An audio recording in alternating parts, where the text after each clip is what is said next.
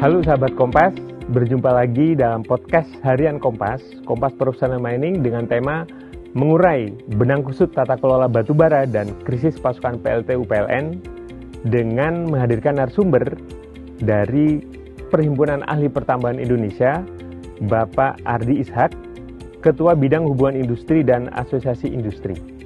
Sahabat Kompas, barangkali ada yang baru mendengar apa itu Kompas Professional Mining. Kompas Professional Mining adalah situs berita bagian dari harian Kompas atau kompas.id yang khusus membuat atau memproduksi konten-konten tentang pertambangan, entah mineral dan batubara secara komprehensif, mendalam, dan ada analisis-analisisnya, termasuk salah satunya kami juga memproduksi Mining Outlook yang diterbitkan 2 kali dalam setahun. Nah, selain Mining Outlook dan konten-konten yang sifatnya analisis, Kompas Professional Mining juga membahas isu-isu atau topik-topik seputar pertambangan terkini melalui podcast seperti yang hari ini kami selenggarakan. Oke, baik Pak Ardi. Akhir-akhir ini kan di Indonesia, khususnya di Jawa nih Pak, beberapa daerah terjadi pemadaman listrik pembangkit baik itu swasta maupun PLN. Nah, isu yang mengemuka, yang ramai jadi perbincangan tuh ada 2. Satu, disebut ada masalah pada PLTU swasta, kemudian kedua disebut ada kekurangan pasokan batu bara. Nah, ini kan agak-agak ironi ya Pak ya, Indonesia sebagai salah satu produsen dan eksportir terbesar batu bara, ya mungkin produsen urutan kesekian ya, karena ada negara yang lebih baik, tapi kok mengalami kelangkaan pasokan. Nah itu agak ironi. Nah, barangkali Pak Ardi bisa menceritakan sih Pak, sebetulnya tata kelola batubara di Indonesia itu seperti apa sih? Kalau Pak Ardi melihat ini dikaitkan dengan masa atau periode kritis PLTU sampai disebut kekurangan pasokan sehingga terjadi pemadaman, itu sebetulnya kalau dari kacamata Pak Ardi, dari Perhapi, apa yang terjadi sebetulnya Pak? Ya, kalau kita tadi sebut mengurai benang kusut, memang benar. Ini suatu hal yang bisa dikatakan benang kusut. Karena waktu pemadaman listrik beberapa waktu yang lalu, kami pun di industri tambang itu tidak tahu apa yang terjadi terus terang. Jadi kami pun, ini ada apa ya? Terus penjelasan dari beberapa pihak di PLN maupun dari Kementerian SDM disebutkan bahwa terjadi gangguan di pembangkit. Ada yang dibilang maintenance di pembangkit. Okay. Jadi kita nggak mengira kalau ada kekurangan pasokan. Nah, baru pada akhir-akhir disebutkan ada kekurangan pasokan. Nah, kami pun juga kaget. Akhirnya kita coba cross check ke teman-teman yang di pembangkit, di power plant gitu kan. Memang benar, ternyata stok batu baranya menipis. Jadi kalau di PLN mengenal istilah HOP, hari operasi produksi, di mana itu adalah umur stok batubara yang ada di pembangkit yang sanggup menyuplai ke pembangkit untuk berapa hari ke depan. Okay. Nah, standarnya adalah di atas 20 hari HOP itu. Nah, ternyata kemarin cek-cek teman-teman beberapa mengatakan bahwa ya sudah di bawah itu gitu loh kan. Okay. Nah, karena itu terus baru akhirnya timbul informasi dari PLN maupun dari pemerintah bahwa memang ada kekurangan suplai. Nah, memang dikatakan ini ironi, memang ironi ya akhirnya ya. Karena kalau kita bilang produksi batubara Indonesia itu cukup besar. Jadi tahun lalu itu kita produksi 817 juta ton. Sementara yang dikonsumsi untuk domestik cuma total ya sekitar 234 juta ton ya. Tahun ini mungkin naik ke totalnya menjadi sekitar 275 juta ton. Tahun lalu sekitar 254, tahun ini sekitar 275 mungkin estimasinya. Nah, untuk PLN sendiri tahun lalu 134, tahun ini mungkin 160 juta ton. Jadi kalau compare ke total produksi Indonesia, jumlahnya itu kecil gitu kan. Kalau tahun lalu mungkin sekitar 20, ya bisa dikatakan 25%, 26% gitu kan. Yang untuk PLN, sementara total produksi kita cukup besar. Nah, memang permasalahannya cukup pelik. Jadi kalau dari sisi produsen batu bara, itu kita memang memiliki teman-teman yang di produsen batu bara itu memiliki kewajiban untuk supply DMO. Dan itu sudah diatur, ada regulasinya. Dan regulasi itu sudah ada sejak mungkin tahun 2008, regulasinya sudah ada. Kemudian penetapan harganya, harga DMO yang $70 itu semenjak 2018. Nah, sebelumnya memang nggak diatur harganya. Nah, kemudian karena regulasinya udah ada, maka kita pun harus memenuhi. Kalau nggak memenuhi DMO, ada sanksinya. Jadi bukan sekedar ada kewajiban dan nggak ada sanksinya. Ada sanksinya. Sanksinya yaitu pemotongan rencana produksi dan rencana RKB-nya. Nah, itu akan dipotong untuk tahun berikutnya, tahun kuotanya, Pak? Iya, kuotanya. Kuota produksi akan dipotong untuk tahun ke depan. Bahkan kalau ketika setelah rekonsiliasi, misalnya dalam setahun itu ada rekonsiliasi istilahnya, rekonsiliasi berapa besar yang sudah berhasil di delivery ke domestik. Kalau ketika rekonsiliasinya itu ternyata kewajibannya belum terpenuhi, itu bisa di stop ekspornya si perusahaan tadi itu. Jadi sebenarnya sudah ada mekanisme regulasinya, sudah ada. Nah, yang jadi permasalahan adalah itu tidak bisa dikatakan tidak online lah, tidak terintegrasi dengan yang dialami oleh PLN. Jadi ada suatu gap besar antara industri batubara dan PLN sebagai pengguna. Karena kalau industri batubara itu menginduknya ke Kementerian SDM, Direktorat Jenderal Mineral dan Batubara, sementara PLN ini kan karena juga BUMN juga kan, jadi dia punya dua kaki ya. Ke Kementerian SDM di Direktorat Jenderal Kelistrikan, tapi juga dia sebagai BUMN juga tunduk ke Kementerian BUMN waktu itu. Kalau sekarang kan Danantara. Jadi ada dua kaki yang menyebabkan koordinasi antara PLN dan Kementerian SDM dan pelaku usaha yang memiliki tambang batu bara itu ada gap di situ. Nah, ini yang perlu dijembatani sebenarnya. Kenapa terjadi gap seperti ini? Dan yang jadi permasalahan juga si para pelaku tambang batu bara ini juga nggak tahu berapa sih HOP-nya, itu nggak tahu karena nggak ada suatu sistem yang memonitor itu. Jadi kita pun juga nggak tahu berapa sih stok di sana, kita juga nggak tahu. Kementerian SDM bahkan teman-teman di yang saya tahu ya, teman-teman di Direktorat Jenderal Mineral dan Batubara, mereka juga nggak tahu berapa HOP-nya PLN. Gitu loh. Kalau PLN nggak lapor, nah ini yang jadi permasalahan kan. Jadi sebenarnya kalau sistem ini bisa dibuat suatu hal yang terbuka, sehingga akan saling cross check. Dan ingat, kejadian ini sudah pernah terjadi.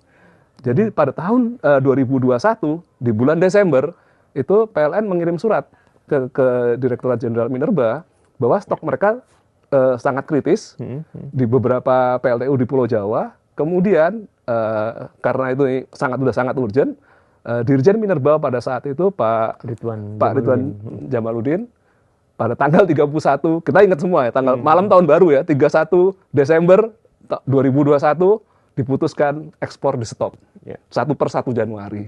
Dan itu semua heboh. 2022 ya Pak ya? 2022, 1 Januari 2022 stop. Dan kita tuh rapat tanggal 31 Desember tuh benar-benar malam tahun baru. Rapat pakai Zoom waktu itu online kan. Jadi saya juga ngikut rapatnya, akhirnya diputuskan stop ekspor selama sebulan dari tanggal 1 sampai tanggal 31. Hanya untuk memenuhi situasi kritis yang ada di PLN. Jadi itu kita bisa bayangkan betapa kompleks situasinya dan sekarang hampir terulang lagi seperti itu. Nah, ini suatu hal yang memang perlu diurai. Nah, Pak, kalau berkaca di 2022 waktu itu salah satu sebabnya yang saya tahu adalah pengusaha batubara lebih suka menjual ke luar negeri karena waktu itu harganya jauh lebih tinggi ketimbang harga DMO.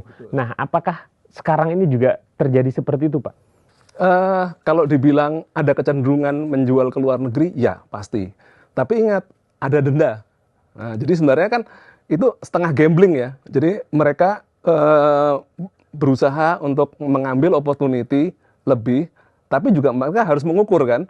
Karena mereka ada dendanya cukup besar. Itu bisa $2-3, bahkan kalau kalorinya tinggi itu bisa $5 per ton dendanya. Jadi kan cukup besar. Jadi sebenarnya sih itu memang berpengaruh ya, bahwa kenaikan harga itu memang berpengaruh dan memang benar pada tahun itu 2021 itu ada kenaikan harga. Jadi sempat harga naik di Q4 itu harganya naik menjadi sekitar mungkin hampir 100, di atas $100 lah waktu itu naiknya.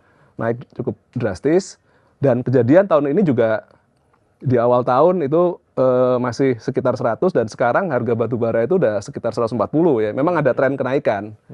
Ya memang mungkin ada benarnya juga bahwa teman-teman itu berusaha mengambil opportunity opportunity di market ya. Tapi saya yakin para produsen batu bara tidak mungkin akan meninggalkan supply ke DMO karena ada fungsi penalti, dan ada kalau dia tidak memenuhi RKB-nya bakal dipotong. Nah ini cuma gimana caranya ngaturnya ini. Nah ini yang perlu dipikirkan. Soal ada RKAB kemudian ada DMO. Kalau sebelumnya kan RKAB 3 tahunan ya Pak ya. Iya. Sekarang berubah menjadi 1 tahunan. Betul. Lalu ada DMO yang seingat saya ini mungkin dari Perhapi bisa mengkonfirmasi. Dulu DMO laporannya tiap bulan. Jadi kalau nggak di bulan itu tidak memenuhi kuotanya DMO, dia tidak boleh ekspor. Betul. Kemudian berubah menjadi akhir tahun. Jadi DMO diakumulasi akhir tahun setor begitu. Nah, apakah pola-pola semacam itu yang termasuk perubahan RKAB dan pengawasan DMO yang memengaruhi masa krisis PLTU kayak gitu? Iya, betul. Tapi itu sebenarnya salah satu faktor saja kalau menurut saya sih. Memang benar ada rekonsiliasi, itunya memang telat ya rekonsiliasi itu dulu bahkan awal-awal itu per 3 bulan.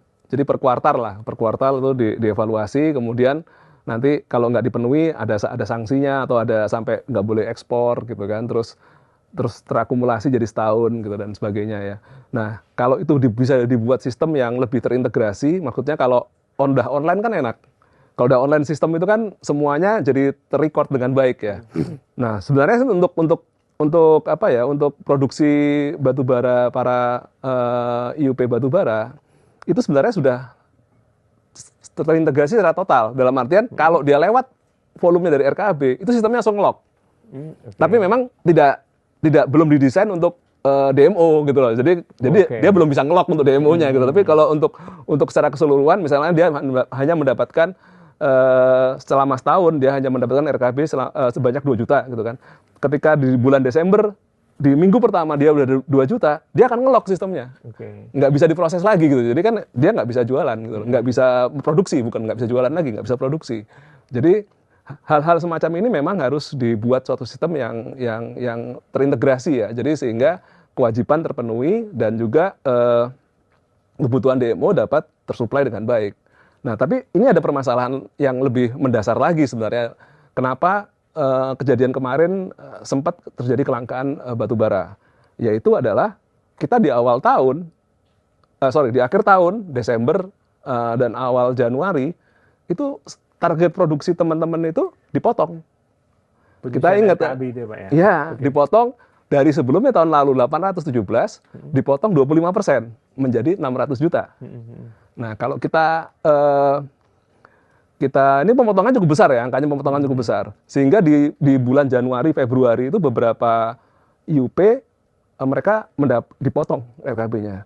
Nah, ini berdampak juga ke supply ke PLN gitu loh, ke batubara DMO. Karena apa? Kalau target produksinya dipotong, otomatis porsi DMO-nya mereka pasti akan menyesuaikan kan. Nah, ini yang terjadi di Q1 dan Q2. Nah, pemerintah baru memberikan relaksasi kan beberapa minggu yang lalu bahwa produksi batubara Indonesia akan mungkin ada relaksasi gitu kan, seperti Pak Menteri bilang kan, angkanya berapa kita belum tahu. Nah, kalau kita hitung lagi tahun lalu kenapa bisa terpenuhi, kebutuhan DMO itu sudah dihitung 25% tahun lalu. Kalau tahun ini, kalau dari 600 dengan kebutuhan yang sudah dijabarkan oleh pemerintah, itu jadinya 30%. Jadi sebenarnya kan terjadi gap kan. Dari 600 tapi ya? Iya, 33% tepatnya. Dari 600 gitu loh. Karena yang 600-nya udah dipotong gitu. Dari 800 sebelumnya. Kalau kita kembalikan ke 800, benar gitu, 25% gitu. Tapi ketika ini dipotong, kan yang di sini mereka menyesuaikan gitu loh kan. Kan proporsional. Nah, ini yang terjadi. Makanya kami meminta kepada pemerintah ataupun kepada para stakeholder yang lain ketika membuat kebijakan terkait industri tambang mesti disinkronisasi dengan yang lain gitu, sehingga itu tidak ada dampak-dampak yang terpengaruh dengan kebijakan yang di awal itu. Jadi ketika DMO dipotong 25%, produksi dipotong 25%, akhirnya apa? Volume batu bara yang tersuplai untuk demo juga ikut terpotong gitu. Nah, ini yang nggak disadarin gitu loh, secara tidak langsung gitu. Nah, Pak, selain masalah DMO dari sisi volume, tapi dari pelaku industri sendiri ataupun dari Perhapi memandang harga DMO $70 per ton tuh relevan nggak Pak di tengah naiknya biaya operasi tambang? Sebenarnya sih kalau dibilang relevan atau tidak relevan, pasti tidak relevan. Karena apa? Kita tahu harga DMO itu diputuskan dengan suatu regulasi peraturan menteri ya di tahun 2018. Nah, pada saat 2018, harga bahan bakar industri itu hanya sekitar $11 per liter untuk solar industri. Nah, sekarang setelah berjalan hampir 8 tahun ya, sekarang udah berjalan 8 tahun dari 2018, harga solar industri sekarang udah sekitar 20.000 per liter. Iya, kalau kita lihat Pertalite, kan teman-teman kan udah tahu kan berapa. Itu yang di pom bensin, tapi kalau solar industri ada harganya sendiri. Kira-kira tapi nggak beda jauh lah. Jadi sekitar 20.000. Jadi selama 8 tahun, harga solarnya udah naik hampir 2 kali lipat. Sementara solar ini, bahan bakar ini merupakan komponen biaya terbesar dalam industri penambangan. Gitu loh. Nah, otomatis harga tadi itu menjadi tidak relevan gitu loh. Jadi memang perlu ditinjau gitu loh. Perlu ditinjau lagi berapa harga yang cocok untuk DMO ini setelah 8 tahun. Nah, belum lagi inflasi, kita ngomong ada inflasi, ada ini, ada banyak sekali komponen, tapi yang paling besar adalah solar. Oke. Jadi dengan mempertimbangkan biaya operasi yang naik, kemudian harga DMO yang tidak berubah atau tidak ada penyesuaian, itu Perhapi pernah atau berencana mengusulkan perubahan atau revisi gitu kah, Pak? Teman-teman dari APBI yang pernah. Jadi kita kan ada satu namanya asosiasi pertambangan batubara Indonesia, APBI. Nah, teman-teman dari APBI ini yang mewakili pemegang izin konsesi batubara di Indonesia, mereka udah beberapa kali mengusulkan sih bahwa mohon untuk direview harga DMO itu. Karena harga DMO itu bagi pelaku usaha yang di industri tambang batubara itu cukup berat. Ya kan, selama 8 tahun tidak pernah berubah. Sebenarnya tekanannya bagi para penambang itu makin berat. Makin beratnya apa? Kita tahu bahwa ekspor sekarang mesti pakai DHE kan. Harus ada mekanisme DHE di mana hasil ekspor itu akan ditahan oleh bank di dalam negeri kan. Hanya bisa digunakan 50% dari itu. Sementara posisinya teman-teman untuk suplai domestik harganya juga dipatok 70 nggak berubah. Dan pembayaran PLN juga, ya kita tahu pembayaran PLN itu cukup lama gitu kan, bisa di atas 3 bulan gitu loh. Jadi pressure-nya tuh makin berat bagi industri tambang batubara gitu loh. Jadi sebenarnya ini hal-hal yang perlu dipikirkan. Oh ya, satu lagi, plus restitusi pajak di tambang batubara juga ditahan. Nah ini kan bagian dari cash flow kan, strategi cash flow dari pelaku usaha. Jadi dengan berbagai macam situasi seperti ini memberikan pressure yang cukup besar ke pelaku usaha tambang. Nah ini ya bisa dikatakan cukup berat ya.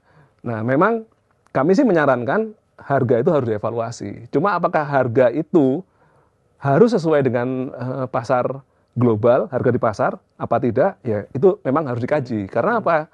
Kita tahu harga listrik di Indonesia itu kan ada subsidinya, ada komponen subsidi gitu kan. Nah ini kan tentu kan harus dihitung ulang gitu, seluruhnya harus dihitung ulang. Kembali lagi soal ini Pak, mencegah peristiwa 2022 terulang, ya sampai pelarangan ekspor batubara selama sebulan. Nah sebenarnya kalau di sekarang ini mekanisme sanksi atau denda itu cukup efektifkah Pak, kalau dari kacamata penambang itu sendiri? Sebenarnya cukup efektif ya, dalam artian cuma penerapannya aja yang mungkin agak sedikit kurang. Karena sekali lagi denda itu kan baru terjadi di akhir ya. Sementara kalau kita pengiriman batu bara ke mana ya, istilahnya ke pembangkit, itu kan dilakukan setiap saat ya.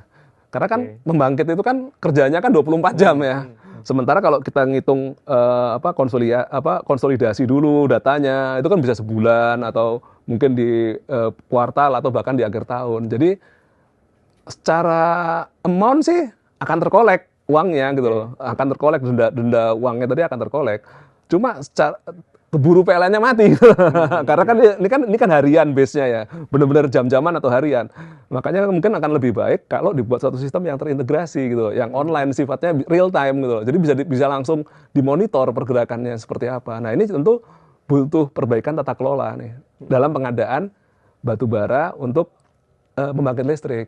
Dan tentu harus bekerja sama dengan PLN kan selaku penggunanya kan, supaya mereka juga membuka diri gitu kan. Jadi untuk dimonitor bersama gitu, baik pelaku, pemerintah maupun PLN. Jadi istilahnya nggak mendadak gitu loh. Jadi kalau arterianya ada turun ya udah langsung dicari solusinya gitu. Jangan sampai kritis baru cari solusinya. Nah, yang terjadi sekarang ini sudah kritis baru dicari solusinya. Nah, ini agak sedikit nggak enak gitu jadi akhirnya kan. Jadi semua merasa wah ini ada apa, siapa yang salah nih, akhirnya begitu kan. Nah, kalau kita dari awal sudah dijaga dengan baik sistemnya, preventifnya dibuat, tentu enak gitu. Kita bisa membuat antisipasi sebelum hal ini terjadi. Kalau dari sisi ini Pak, di luar sistem ya, apa ya istilahnya, rantai pasok, logistik itu seperti apa? Apa juga ada problem di situ? Rantai pasok itu juga pasti akan pengaruh, karena kan batu bara itu kan panjang prosesnya ya. Dari kegiatan penambangan, ditambang, kemudian diangkut menggunakan truk ke stockpile, dari stockpile di crushing, kemudian setelah di crushing diantar ke pelabuhan, kemudian dikirim menggunakan kapal. Jadi prosesnya itu panjang, nggak bisa kita minta order sekarang, besok barangnya ada, itu belum nggak bisa gitu juga gitu kan. Jadi kan ada waktu, ada delay. Makanya tadi itu preventif tadi itu penting. Karena proses penambangan dan delivery batu bara ke pengguna itu membutuhkan waktu. Selain itu juga, kita juga harus paham, kemarin diberitakan bahwa PLTU yang cukup kritis adalah yang di Cilacap ya, kalau nggak salah ya. PLTU Cilacap sempat beberapa yang HOP-nya rendah. Nah, PLTU di Cilacap itu posisinya kan di selatan Pulau Jawa. Di mana pantainya itu merupakan pantai selatan ya, pantai selatan tuh ombaknya besar ini, dan itu tentu sangat, kalau cuacanya buruk ya delivery-nya juga butuh waktu yang lama gitu untuk mencapai itu. Nah, ini juga faktor-faktor kendala geografis yang memang harus dihadapin dan juga kendala cuaca. Selain masalah RKAB, kemudian logistik, sistem monitoring pengawasannya, ini satu lagi yang juga disinggung adalah mengenai kadar kalori. Nah, sebetulnya dengan potensi atau sumber daya dimiliki Indonesia dan kebutuhan PLN itu match nggak sih Pak, jumlah kadar yang dibutuhkan dan ketersediaannya? Ya, sebenarnya agak sedikit mepet ya. Kalau kita tahu ya bahwa cadangan batu bara Indonesia itu 32 miliar ton ya. 75% itu kalori rendah. 75% ya. Kalori sedangnya itu cuma 14%. Sisanya 10-11% kalori tinggi. Nah, untuk mendapatkan kalori rendah tadi, karena porsinya cuma berapa, 14-15%, ya otomatis produksi kita memang segitu yang kecil, yang cuma 14% itu yang kalori sedang. Sementara yang kalori rendah mendominasi kan sampai 75%. Nah, untuk mendapatkan itu tentu ya karena produksinya lebih sedikit ya pasti butuh effort gitu loh. Butuh effort untuk mendapatkan. Nah, kemarin kan beberapa PLTU tadi kan yang langka tadi itu, kenapa kok kita membutuhkan kalori sedang? Ini jadi pertanyaan selanjutnya. Karena beberapa PLTU yang baru itu menggunakan teknologi yang kita sebut ultra supercritical. Nah, teknologi ultra supercritical tidak bisa menggunakan batu bara dengan kalori rendah. Harus kalori yang sedang, medium lah, kita bilang medium. Baik mungkin kalorinya 48 sampai 5.000 sampai 5.200, itu kira-kira ya kalori yang mampu digunakan oleh pembangkit dengan teknologi ultra supercritical. Nah, kenapa ultra supercritical yang pembangkit baru yang dibangun untuk ultra supercritical? Karena memang emisinya lebih rendah, teknologinya lebih canggih, emisinya lebih rendah, sehingga untuk mengejar itu, untuk mengurangi emisi menggunakan teknologi itu, tapi kompensasinya adalah mereka harus mengkonsumsi batu bara yang kalorinya kalori tengah. Nah, memang itu butuh effort gitu kan. Ya, makanya akhirnya PLN memutuskan untuk membangun pembangkit yang kalorinya membutuhkan kalori tengah, medium tadi itu. Karena jumlahnya terbatas, ya ini memang mesti di-manage gitu loh. Mesti di-manage. Dan kita juga perlu ingat, PLN juga punya anak perusahaan loh, yang tugasnya itu memang mencari atau membeli batu bara untuk disuplai ke PLN. Kalau dulu mereka tahun 2008 atau apa, mereka mendirikan namanya PLN Batubara. Sekarang bertransformasi menjadi PLN EPI. Jadi PLN Energi Primer Indonesia. Nah ini memang tugasnya untuk apa? Untuk membeli batu bara dari ini, kemudian mereka akan supply ke pembangkit-pembangkit listrik di PLN. Selain itu beberapa tahun yang lalu, PLN EPI itu pernah mempunyai rencana. Mereka mau membuat suatu fasilitas coal blending facility di daerah Cilegon waktu itu saya dengar. Nah cuma saya nggak tahu sekarang itu progresnya seperti apa. Jadi mereka berencana membeli batu bara dari berbagai tempat di Indonesia, ditaruh di situ, kemudian kalau memang dibutuhkan blending, mereka akan blending di situ. Baru dikirim lagi ke pembangkit yang membutuhkan. Untuk menyesuaikan kadar yang dibutuhkan ya. Ya idenya benar sih, idenya memang bagus gitu. Cuma realisasinya saya nggak tahu. Sekarang udah nggak terdengar lagi beritanya, apakah proyek itu akan diteruskan atau gimana, atau sampai di mana proyek itu realisasinya kita belum pernah dengar lagi. Jadi dengan kebutuhan kadar rendah, medium rank ya. Sementara yang mayoritas terjadi ada kalori rendah. Nah, itu juga menjadi problem mengenai yang menimbulkan krisis pasokan batu bara untuk PLTU PLN. Itu pertama. Kemudian yang kedua masalah RKAB dan pengawasan DMO. Yang ketiga sistem monitoring. Nah, dengan dari rangkaian masalah tersebut, Pak, kira-kira apa Pak yang diusulkan atau yang menjadi solusi dari Perhapi itu supaya krisis ini jangan sampai terjadi lah. Kayak gitu apa Pak? Antara lain. Jadi antara lain beberapa yang mungkin bisa dilakukan pemerintah adalah pertama kita perbaiki dulu tata kelolanya kan, dari tata kelolanya yang nggak match itu di-matchkan, keterbukaan informasi itu mulai dibuat suatu sistem yang terbuka semuanya sehingga bisa saling monitor dan saling kontrol. Itu penting. Karena biar ada, ini kan karena ini satu rantai pasok yang panjang, kalau semua memiliki acuan data yang sama kan enak kan. Jangan sampai si yang penambang mengira, suplainya cukup, padahal di sananya kurang gitu. Kan kami kan nggak tahu di sana cukup apa kurang. Nah ini kan kalau ada keterbukaan data kan lebih enak. Nah itu hal yang pertama. Hal yang kedua, mungkin kita juga bisa mulai membuat suatu mekanisme harga yang dapat mengakomodasi biaya. Harga DMO masih DMO benar. Nah, tidak perlu ngikutin harga pasar gitu loh, harga pasar, tapi memperhitungkan biaya-biaya yang sudah naik. Nah, tentu kan itu akan meringankan karena beberapa penambang mereka bilang kalau kita suplai DMO itu sebenarnya kita rugi gitu. Ya kan? Ini jadi masalah kan. Kalau rugi kan nggak ada keinginan untuk supply jadinya kan. Karena rugi gitu kan. Nah, ini tentu jadi pertimbangan gitu loh. Jadi itu harus dipikirkan mengakomodasi kenaikan biaya. Itu penting. Dan yang ketiga adalah kita dulu pernah tahun 2023 kita pernah diskusi mengenai BLU batubara atau MIP batubara, mitra MIP pengelola yang batubara itu ya.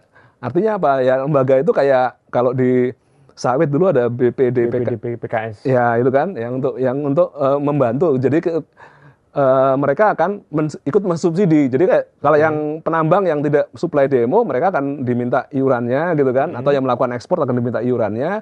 Iurannya ini ketika terkumpul di situ bisa untuk mensubsidi harga demo-nya gitu kan. Ini kan cukup bagus sebenarnya mekanismenya. Nah, cuma mekanisme diskusi mengenai BLU batubara ini sempat terhenti sampai sekarang kan.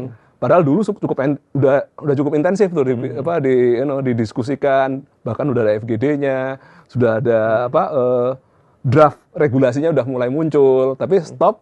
Ya udah gitu, akhirnya dilupakan lagi, ganti pemerintahan, soalnya kan ganti presiden, ganti menteri, ya udah ditinggalkan. Nah itu mungkin bisa dikaji lagi tuh.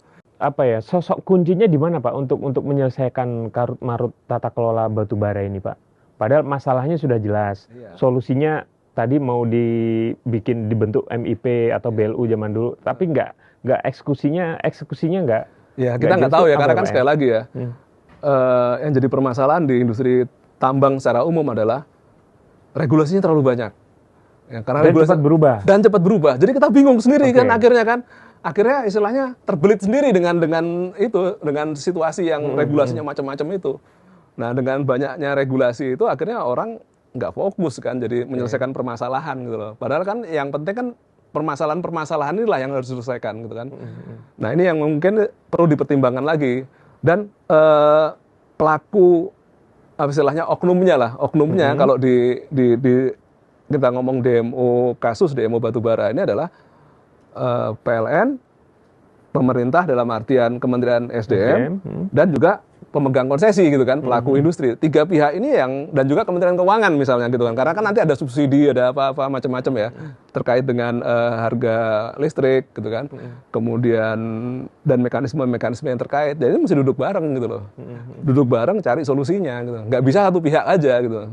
Nah, ini yang perlu kita dorong. Jadi kita duduk bareng, kita selesaikan masalahnya. PLN sendiri juga nggak mampu, pasti nggak mampu karena dia nggak megang hulunya kan, dia cuma di hilir gitu kan. Sementara Kementerian SDM juga dia nggak bisa mengontrol PLN gitu kan. Nah, ini kan nggak bisa. Jadi jangan sampai Kementerian SDM membuat policy sendiri, sementara PLN juga jalan dengan polisinya sendiri. Kita yang di tengah-tengah pelaku usaha jadi bingung kan. Itu bergantung niat ya Pak ya. Artinya masalah sudah ada, solusinya juga udah dipetakan, opsinya banyak, betul. Tapi eksekusinya rendah. Itu memang bergantung pada niat itu pada akhirnya. Oke, nah terakhir nih Pak, di luar itu dari kacamata pelaku industri sendiri Pak, ada RKAB yang berubah, kemudian ada nanti 1 Juli ada B50, penerapan B50, kemudian harga DMO jadi persoalan. Nah, ini kira-kira prospek industri tambang tahun ini maupun tahun depan dan segala macam, tadi juga disinggung kebijakan yang berubah, begitu banyak kebijakan dan berubah-ubah, membingungkan. Itu kira-kira secara umum prospek ke depan kayak gimana sih Pak? Nah, ini kalau kita ngomong prospek industri tambang ini di Indonesia khususnya di Indonesia ya. Ini terus terang agak berat. Kalau kita kembali ngelihat ya data dari BPS. Jadi pertumbuhan industri di Indonesia ya. Pertumbuhan industri tambang dan penggalian di BPS tercatat itu terus trennya turun. Jadi 2023 itu 6% kalau nggak salah, 2024 turun mungkin sekitar 3%, 2025 itu minus pertumbuhannya ya. Nah, di Q1 2026 minus lagi. Jadi bayangkan, grafik pertumbuhannya turun. Berarti ada sesuatu dong. Padahal Indonesia merupakan negara yang dikaruniai ya kekayaan alam tambang yang luar biasa, yang negara lain nggak punya. Tapi kan sangat ironi ya kalau kita ngelihat pertumbuhan industri tambangnya malah turun. Berarti ada sesuatu. Nah, ini yang perlu dikaji bersama. Kalau saya menduganya apa? Perubahan regulasi yang begitu cepat. Sehingga tidak ada kepastian usaha di Indonesia untuk industri tambang. Karena regulasinya berubah. Bayangkan, dalam 2 tahun aja Undang-Undang Minerba ganti. Nah, ada bilang kan, Undang-Undang Nomor 2 tahun 2025, kemudian ada DHE, ada B50, ada rencana biaya ekspor lagi kan, biaya keluar gitu kan. Jadi banyak sekali. RKAB juga berubah dari 3 tahun menjadi setahun gitu. Jadi begitu banyak rentetan perubahan regulasi itu yang menyebabkan kita jadi kehilangan arah gitu loh kan. Jadi nggak yakin ini usaha ini mau menguntungkan ke depan atau merugikan atau apa. Dan ini kan tercermin juga dari indeks saham, kemudian lembaga pemeringkat internasional juga udah mengingatkan kan, MSCI, kemudian S&P kan, itu kan mereka kan juga melihat kepastian berusaha di Indonesia itu agak sedikit nggak jelas gitu loh, sehingga mereka menurunkan peringkatnya, menurunkan resiko, meningkatkan resikonya gitu kan. Nah, ini tentu harus dipikirkan lagi bagaimana untuk menjaga agar industri tambang di Indonesia itu menjadi menarik dan tadi pertumbuhannya bisa naik lagi. Nah, ini PR bersama nih. Oke, terima kasih Pak Ardi bincang-bincangnya. Oke, sahabat Kompas, menarik membicarakan masalah tata kelola batubara di Indonesia. Mengapa menarik? Karena kita produsen batubara yang di level, nggak usah ngomongin Asia Tenggara ya, di dunia pun kita cukup terbilang bisa disebut besar. Karena pernah sempat beberapa tahun lalu 900 juta ya Pak ya, dalam setahun. Sementara kebutuhan di dalam negeri, terutama untuk pembangkit PLN sekitar 140-150 juta per tahun. Tapi anehnya adalah, kenapa dari sekian banyak yang kita produksi, tetapi PLN mengalami kekurangan pasokan. Nah, ini agak-agak ironi. Tadi sudah diurai masalah tata kelola, masalah sistem pengawasan, kemudian regulasi tadi terkait dengan RKAB, rencana kerja dan anggaran biaya yang mudah berubah, dan itu yang membuat pelaku industri sendiri kebingungan ataupun kewalahan dan menghadapi beberapa kebijakan-kebijakan, apalagi nanti 1 Juli ada kebijakan B50 yang itu katanya sih akan menaikkan biaya produksi ya Pak ya, entah seperti apa nanti. Nah, artinya begini, dari segala macam masalah tersebut, pemerintah seharusnya sudah bisa memetakan ya, dan sudah bisa memilih memilih solusi dari sekian banyak pilihan. Itu tinggal ya sebenarnya tidak terlalu bukan sesuatu yang sulit untuk diselesaikan. Sulit. Memang bergantung niatnya ya, entah apakah ini karena tokoh kuncinya adalah seorang politisi ya di pemerintahan, kita nggak tahu, karena memang bagaimanapun dalam beberapa banyak penyelenggaraan politik di Indonesia memang banyak dibiayai oleh sektor tambang dan termasuk batu bara gitu. Kita nggak tahu, ya pasti ada kaitannya dan itulah. Nah, artinya dari sekian karut marutnya tata kelola, kemudian sudah diketahui peta masalahnya dan sudah didapatkan solusinya, seharusnya tidak sulit dong untuk mencari jalan keluarnya gitu loh. Tinggal kemauan politik dari pemegang kebijakan, regulator segala macamnya. Tapi tadi tentu ada masukan untuk mengajak berdiskusi dengan para pemangku terkait, dari pelaku industri, dari BUMN maupun dari pemerintah, duduk bersama, memetakan masalah dan sama-sama mencari jalan keluar. Kuncinya satu, leadership. Ya, sepakat Pak? Sepakat. Leadership, oke. Terima kasih sekali lagi Pak Ardi atas kesediaan Bapak datang ke studio kami. Sampai jumpa untuk topik pertambahan berikutnya dari Kompas Professional Mining.